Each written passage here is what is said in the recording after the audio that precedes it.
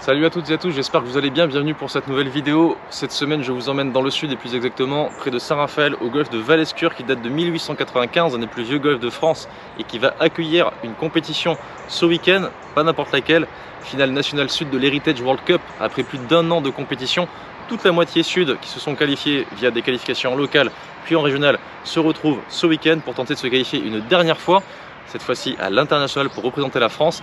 Donc je vous propose de suivre le dénouement de ce tournoi et de cette année de compétition avec moi. On est parti. Asseyez-vous, il faut que je vous raconte une histoire.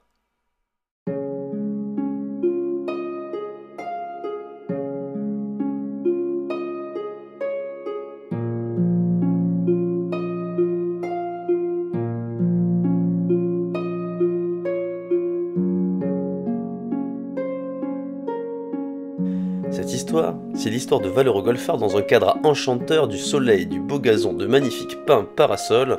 Ils étaient plusieurs milliers mais ne sont plus que 80 désormais, il n'en restera finalement que 2 à l'arrivée.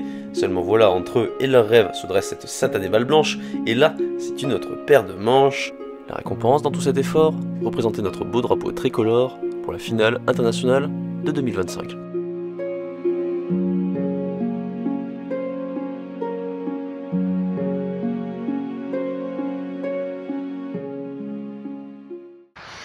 Bon, première journée ici à Val-Escure, après cette petite intro. Donc que dire, j'ai suivi les dernières parties aujourd'hui un peu sur la fin de parcours. J'appréhende un petit peu mieux aussi l'espace puisque je ne connais pas ce terrain.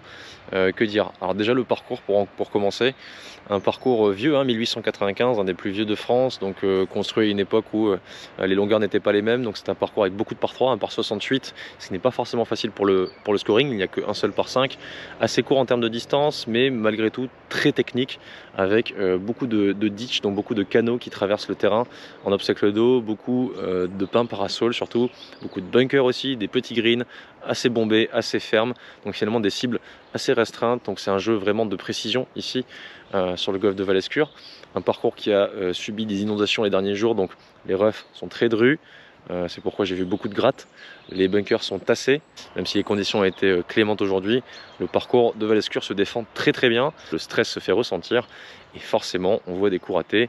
Donc j'ai pas encore les résultats de la journée, on va les avoir ce soir comme tous les joueurs pour savoir un petit peu les dernières parties de demain que je suivrai pour vous montrer tout ça. Je vais vous les donner dans la foulée, tout de suite avec quelques images de cette première journée.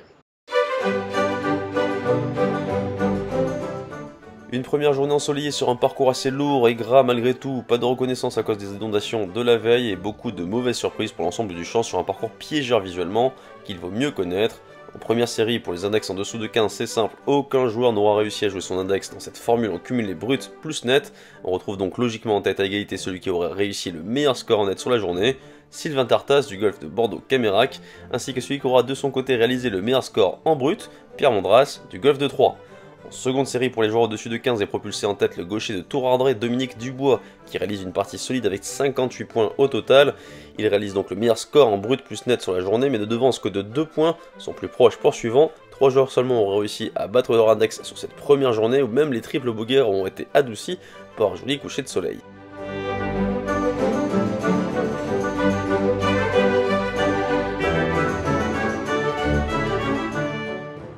Quoi qu'il en soit, bonne ou mauvaise première journée, tous se retrouvent le soir pour un apéritif et un dîner, mais peu s'y attarderont car l'espoir d'un exploit est encore bien présent, que ce soit en première ou en seconde série, les résultats sont très serrés, donc rien n'est qu'encore joué.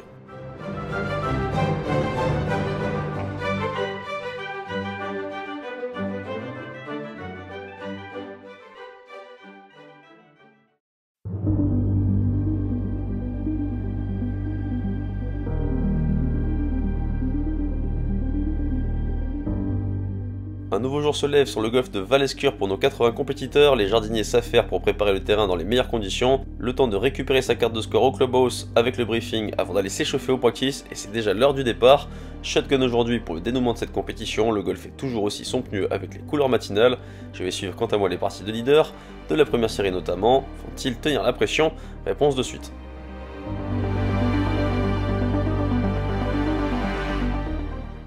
Allez, jour 2, encore une belle journée aujourd'hui.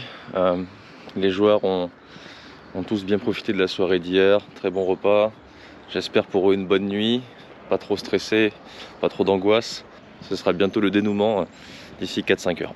Bonne partie messieurs. Donc on est parti pour la dernière partie. Je vais essayer de suivre Sylvain et Pierre qui, pendant quelques trous, qui sont leaders en première série. On va voir ce que ça donne.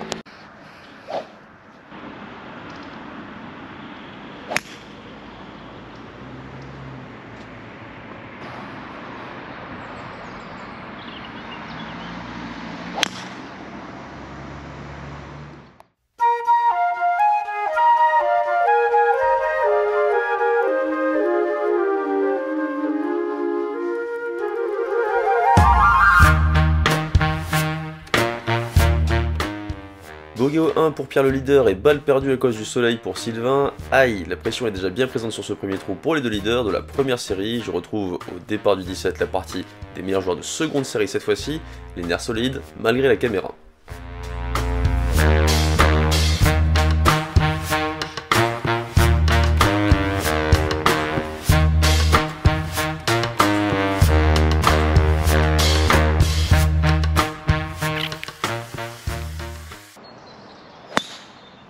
Bien, un trait.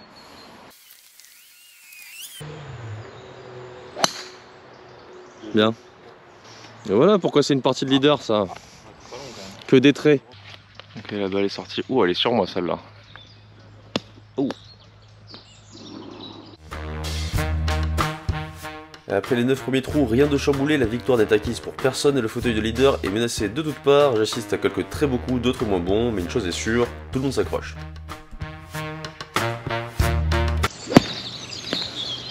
Non, pas dans le... Ouais. Et Ah, le golf. Quelle cruauté.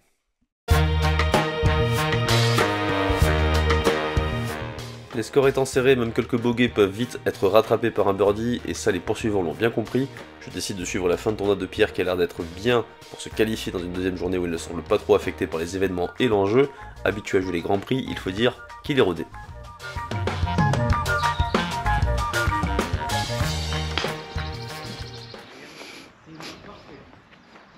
Arrête-toi, arrête-toi, arrête-toi. Ouais, ça va.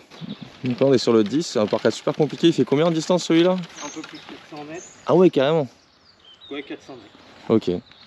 Un par 4 de 400 mètres, les départs sont là-bas. Et au milieu, tu as une énorme butte ici. Donc les joueurs, pour arriver là, il faut quand même mettre 2,75, 2,65 ici. Donc la plupart des joueurs vont évidemment s'arrêter en bas, auront un coup en aveugle en direction d'un tout petit green protégé par à droite un obstacle d'eau, à gauche un bunker et devant un canal. Donc c'est de très loin le trou le plus dur de ce parcours de Val-Escure.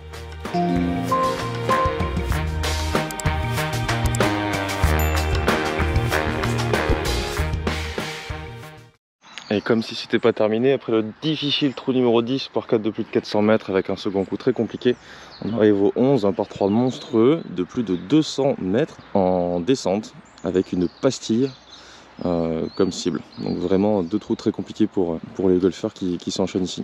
Le 10, 11, 12, c'est la main corne. Ouais, parce que là, celui-là, je trouve qu'il est... C'est celui qui fait 200 mètres? Bah, il joue, non, 230 au drapeau. Non. Il joue drive, hein, tout le monde joue drive presque. 227 au drapeau? Ouais, 230. Joli par 3. Ouais, joli par 3. C'est un par 3,5. Ah, Voilà, même hier, je la joue en fade. Ah. Après un par 3 où tu dois jouer boîte 3 driver et mettre tout ce que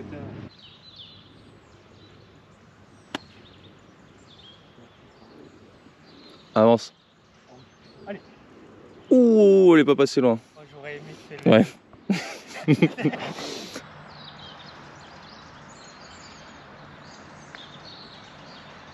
Allez. Ah.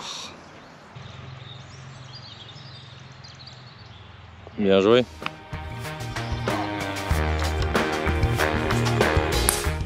Bogey 10 et 11 pour le leader sur deux trous vraiment terribles, pas de quoi s'affoler pour Pierre qui joue tout en gestion. Vas-y, je te laisse te présenter. Bah, Pierre Mendras, 1,4 d'index. Alors je suis originaire de Troyes, mais je joue actuellement dans le Grand Est vers Metz. Donc là, les joueurs du Grand Est sont venus carrément à la finale sud. Alors c'est aussi surprenant pour toi que pour nous. Ok. Je pense que pour les quotas, les 2 joueurs du Grand Est de la finale régionale, ils nous ont envoyé, moi et mon pote, ils nous ont envoyé ici dans le sud. Et tu connaissais le parcours ici? Pas du tout. T'aimes bien? Ouais, c'est très sympa, ouais. Un peu étroit avec des arbres. J'ai l'habitude de jouer ça. Dans le Grand Est, on a que des parcours comme ça, donc un peu style Lacano, des parcours comme ça, un peu touchy, quoi. Aujourd'hui, ça se passe comment? Bah, pour le moment, mieux qu'hier. Hier, je prends 37 putts. Ah ouais, quand même. Voilà. En prenant 13 greens en régule. Donc en fait, t'as quand même plutôt bien joué, c'est juste que ça part rentrer les potes, quoi. C'est ça. Bah écoute, je te souhaite d'être courageux sur les derniers trous. Accroche-toi. Yes, merci.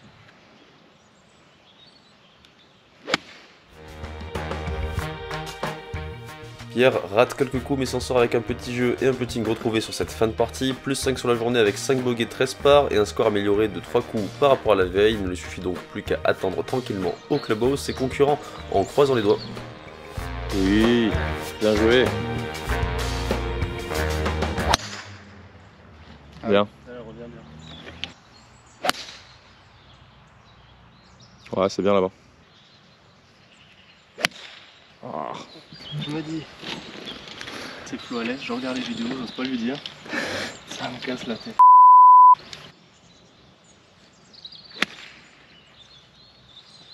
Looking good. Ouais, bien joué. T'étais déjà à Frégate l'année dernière? Mais en fait, moi je jouais qu'en brut, je pensais pas honnête en fait. T'avais pas conscience que t'étais encore dans le coup, quoi. Ouais. En fait, j'ai attaqué et tout ça, et en fait, il aurait fallu que je fasse un birdie entre le 17 et 18 pour être ex aequo en fait. Ouais. Donc t'étais encore dedans jusqu'au bout sans le savoir, quoi. Ouais. Donc en gros aujourd'hui, jusqu'au bout, quoi. Ah bah ouais. Jusqu'au bout, quoi qu'il arrive.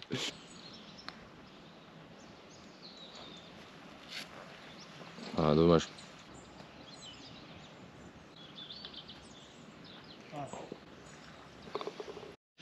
Je crois que la caméra et ma personne n'ont pas un effet nécessairement positif sur le jeu des joueurs, surtout ceux qui suivent mes vidéos. Ça leur met de petits stress en plus et malheureusement, le pauvre Fabien, dès que je le vois, c'est pour un triple, un double, des grades, des sockets, et dès que je suis pas là, ça se passe bien. Donc je suis pas sûr d'être un chat noir, mais ça lui va pas très bien que je suive. Je vais suivre la partie susceptible de tout faire basculer pour Pierre, dans laquelle se trouve son compère de l'Est, Fabien, qui aura malheureusement un peu de mal avec ma caméra, mais aussi Benoît, second l'an passé, qui se retrouve une nouvelle fois, en 2 ans donc, en position de se qualifier. Pour cela, il lui faudra réaliser une grosse fin de partie à plus 5 sur la journée, 2 ou 3 birdies sont nécessaires, pourquoi pas sur le trou numéro 13, ce magnifique par 4 en descente montée, où un bon drive est absolument nécessaire.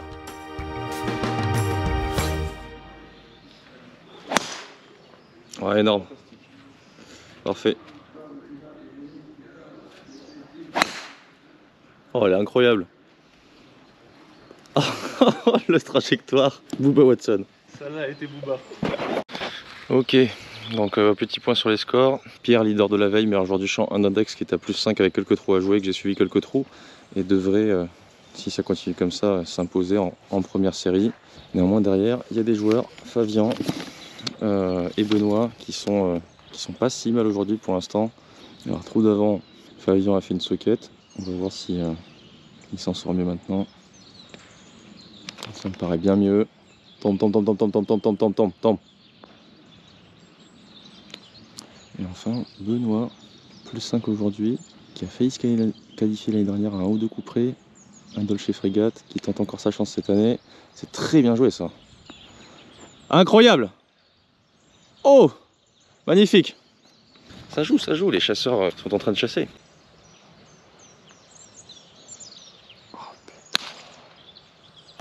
Petit birdie manqué, c'est dommage.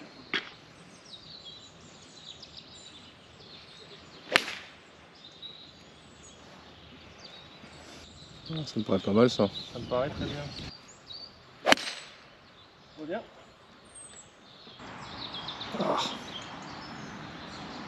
Ça fera un port pour Fabien et Benoît. 3e occasion de birdie en 3 trous, proche du trou. Est-ce que ça va finir par rentrer?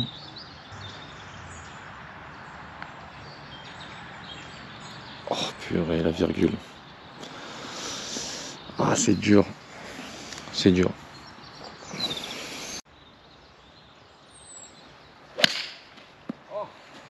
Bon, je suis allé suivre l'antépénultième partie au cas où pour voir si le gagnant était peut-être probablement dans cette partie-là.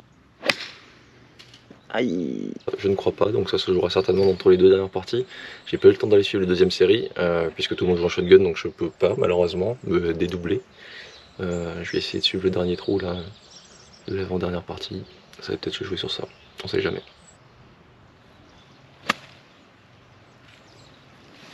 Ouais, fait à distance. Bon, j'ai raté le trou d'avant, Benoît a fait un birdie, enfin.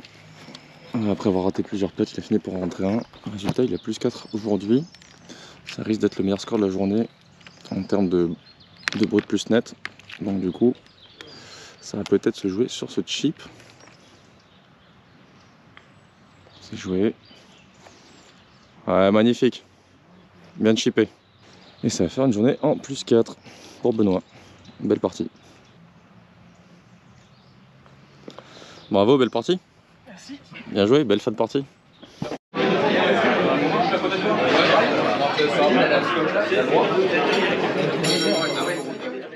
Il joue 32 points aujourd'hui, 49 le plus 9, 107 points au total. Il nous vient de Tour-André. Bravo et félicitations à monsieur Dominique Dubois. Bravo. 33 points net, 31 points brut, 64 brut plus 7 aujourd'hui. 121 points au total. Applaudissements s'il vous plaît pour monsieur Pierre Menras.